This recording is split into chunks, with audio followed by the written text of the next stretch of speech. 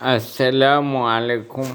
J'espère que vous allez bien et que vous avez appris des choses intéressantes depuis notre dernière séance. Dans la séance d'aujourd'hui, nous allons continuer avec la théorie d'efficience que nous avons déjà analysée sous pas mal d'égards. Aujourd'hui, l'égard qu'on va choisir, ce sont les hypothèses de la théorie d'efficience, qui sont au nombre de 6. Donc, comme vous le voyez en face de vous, une des hypothèses, c'est la réaction instantanée des investisseurs. Ça veut dire que lorsque l'information atteint le marché financier, on devrait s'attendre à une réaction de la part des investisseurs.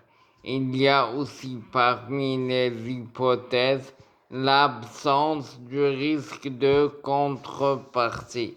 Le risque de contrepartie est un risque qui existe toujours. La théorie d'efficience suppose son absence. D'accord? L'atomicité des investisseurs.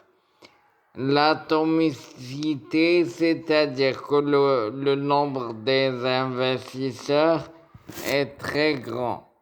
Donc, personne ne peut faire le marché en empruntant l'expression qui est d'usage sur le marché financier.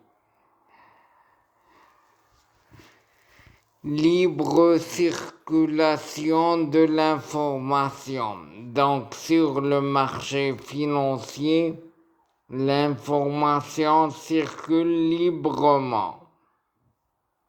Absence des coûts de transaction. Ça veut dire que pour une transaction d'achat ou de vente sur le marché financier, il n'y a pas de coût de coût d'achat ou de coût de vente. On ne considère pas l'existence de ces coûts dans le cadre de la théorie d'efficience. L'atomicité des investisseurs, la libre circulation de l'information, l'absence du risque de contrepartie, la libre circulation de l'information et les 6 hypothèses que vous voyez en face de vous, eh bien, ce sont les hypothèses de la théorie d'efficience. Salam alaikum.